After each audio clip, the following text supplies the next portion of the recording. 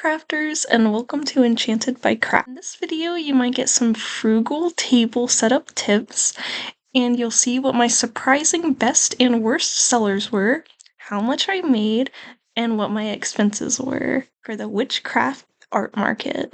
Okay guys, it's like 6:40 a.m. I want to try to leave by 7:30. I need to put on my outfit, which aesthetic's gonna be kind of a goth fairy, so black with some purple. I actually dyed my wedding shawl with wine yesterday, so now it's this like pretty gray color, but we're gonna put that on, and I'll see you after that. Okay, so here is the lovely shawl. Look at it. But I do think I will be tying it in the front like this. I think this is so cute. Now we gotta accessorize, so time to accessorize. Okay, so what I love about, like, if I get gifted jewelry from someone, like family or friends, like, I like remember who gave it to me, and when I put it on, I'm like, okay, you know, I have some energy here. So this is a butterfly necklace that my aunt made me. This choker is from a middle school best friend. We kind of became frenemies, but it's okay. There's still positive energy in this necklace, is what I'm saying. This necklace here is from my partner. This bracelet is from the same aunt who made the butterfly necklace.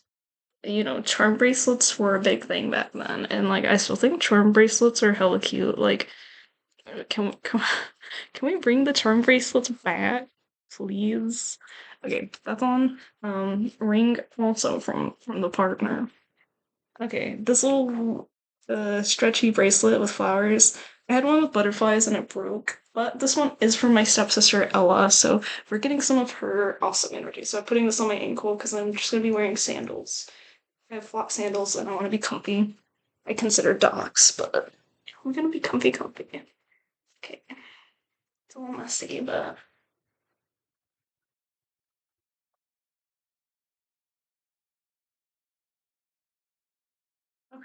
okay. One last thing, rose flower crown. I wish I had time to make a purple one, but I have this pink one and I have two red ones that are gonna be getting sold, so we can see what it looks like on my head. Okay, time to attempt to prep the table. It's 6:47. Alright, we're gonna start with my frugal table setup now. You can call it cheap if you want to. So here is just an old white sheet that I'm gonna be using as my tablecloth. Two is to use some props you already have. Here for my bookmarks, I'm just using my journal and then a book as props for my bookmarks. And then I needed something to like set them against so they would stand up, and I just grabbed this mortar and pestle that was just like sitting on the kitchen counter. And it kind of fits the witchcraft theme too, so that's. Next, I'm getting out some of Great Grandma's china, 2 bowls and a plate. Here, I'm using the bowls to put my refillable catnip toys in. We have strawberries and mushrooms. Now I'm just getting out some of my hand-drawn signs. I just like drew like big blocky bubble letters with pencil, and then I colored them with some bold colors with color pencils. Just what I had, just using what I had. And the paper is just some like mixed media sketchbook paper. Trying to get like an idea of how I'm gonna lay out the bookmarks, the Catnip Toys, and here we're busting out these flower pins. They're my cheapest items, and this section of my table is kind of like my lower priced section. I kind of wanted to group these together because of that. I don't know if that was good or bad. But I did have my flower pins for $2 each, or 3 for $5. I think the three, when people saw the 3 for $5, like there was definitely a lot of people who did the 3 for $5, and a lot of times it was like groups of friends each getting one, which I thought that was like it was so cute to watch. It was so cute. Okay, so that's becoming a little price stuffed, and now I need to take everything out of my containers so that I can stack them up because I'm using them as part of my vertical space. But stay tuned for a really unique vertical space. Okay, so here you'll see me putting another old white sheet on top of my 3 stacked containers, and this is for my vertical space. And then here I have safety pinned paper clips to the top, and I also do a few on the sides so that I can hang things, namely my Pentacles, and then I'm hanging my big string of pearls basket here. I have another pine needle string of pearls that sits on top and hangs down. And now here is my really cool, well, I think it's really cool because it's kind of like a mini TP tomato garden trellis, or people have used these for tomatoes and cucumbers, but it's just a mini version. So it's like a foot tall instead of 6 feet tall, and I'm hanging my flower crowns from it, and then I'm hanging some of my crochet plant baskets from it.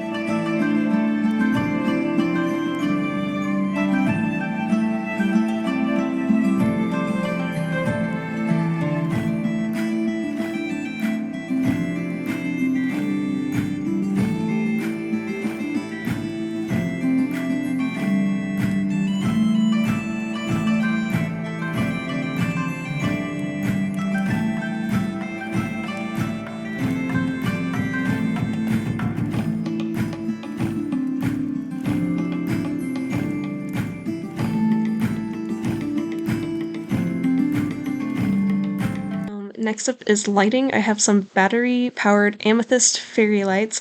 They're really old. I've had them for a while, and luckily they still work.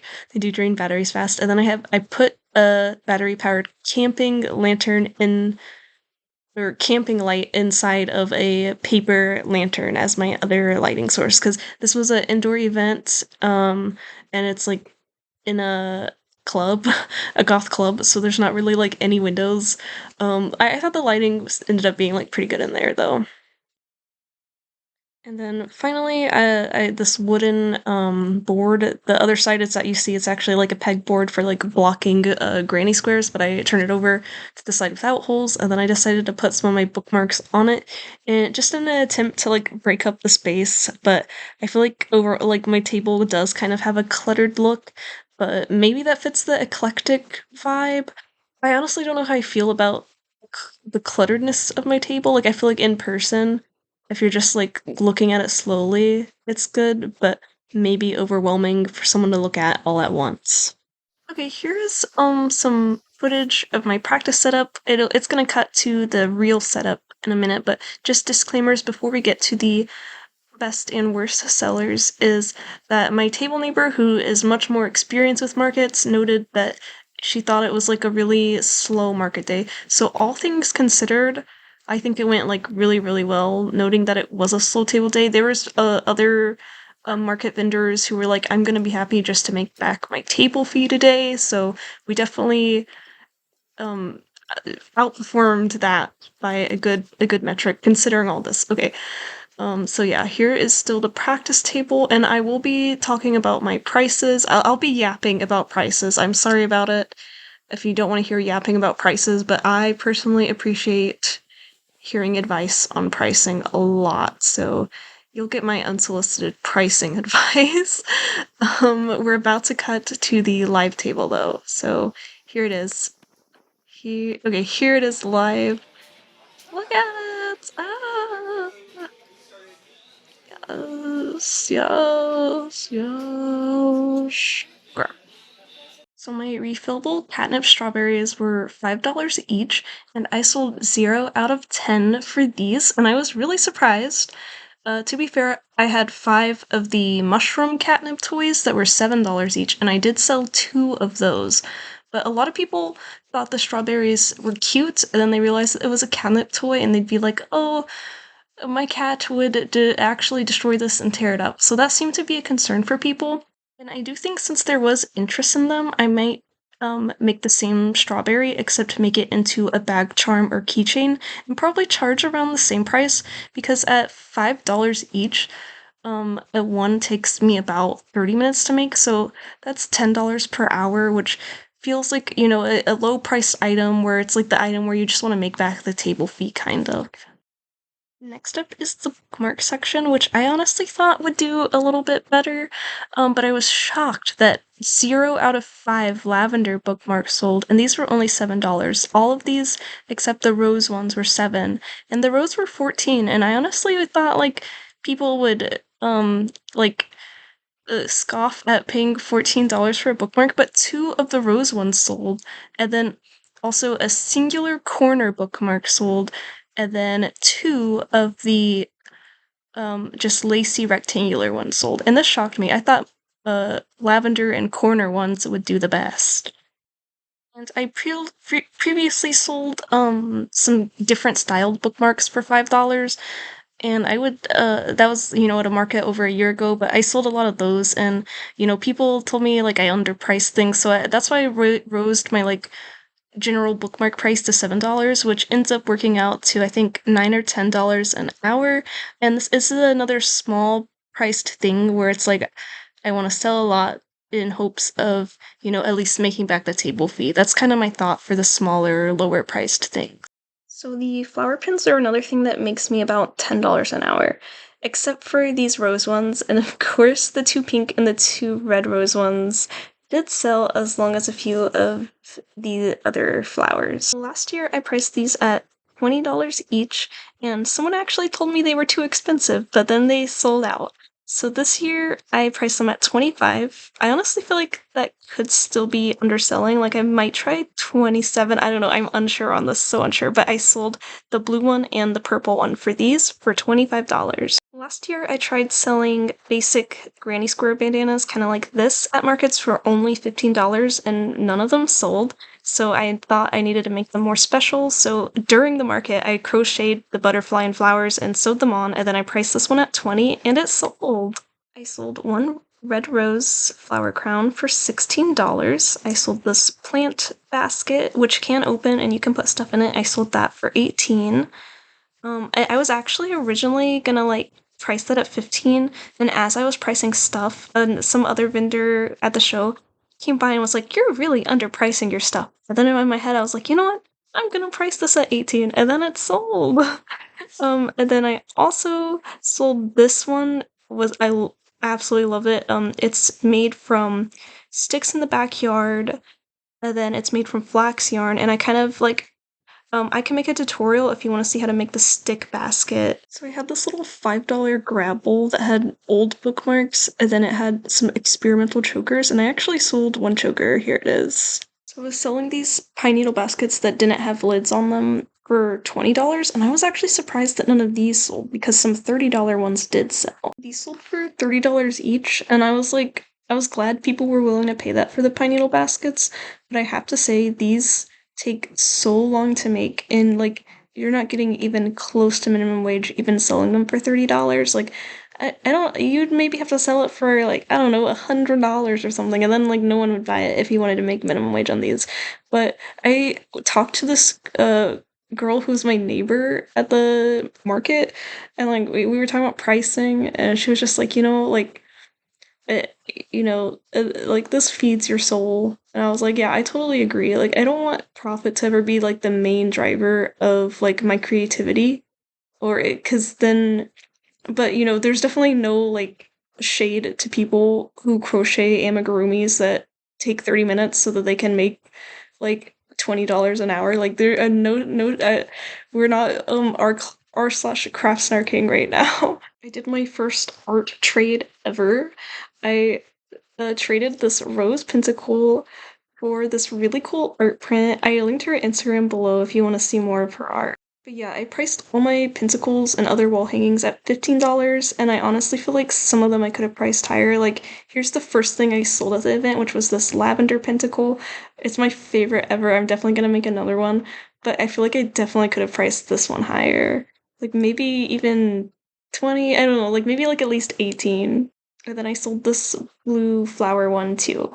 Okay, it's time for the juicy money details that we all love to hear. So on Venmo, I made $138. On Cash App, I made $139. In cash, I made about $55. So this has us a total In sales, we made $332 on what was definitely a slow market day. This was crazy. Last year when I did my first market, I think I made about $100. So this was definitely like, more successful than my previous one. Okay, now we're gonna get into the expenses because we have to be real here. The table fee did cost $50. This place was a 2-hour drive away. I spent about $40 on gas. The reason, and like even people they were like, why did you drive 2 hours for this? But it's because I love that club so much. Like I love goth music and I just loved that club and I thought it would be such a vibe and it was. It was totally worth it. And for me it was worth it. So yeah, 40 in gas. And then the parking for the event was actually free, but then me and my friend, because my friend came with me, we kind of blundered and spent $16 on parking when we went to a very, very expensive sushi restaurant, and then I spent $27 on sushi. So that was a total of $133 for the expenses, which felt crazy. You think originally my expenses are $50, but no, the expenses were $133. So our total sales minus that gives me $199 or, almost $200. And this was my second market, so I feel pretty good about it. Thank you for watching this video, and if you have like any feedback or any comments, like I'm happy to hear them. And you should definitely check out those Instagrams. I linked another cool one that I saw, Consumed by Moss, was just like super cool moss creations, like so you should check them out too.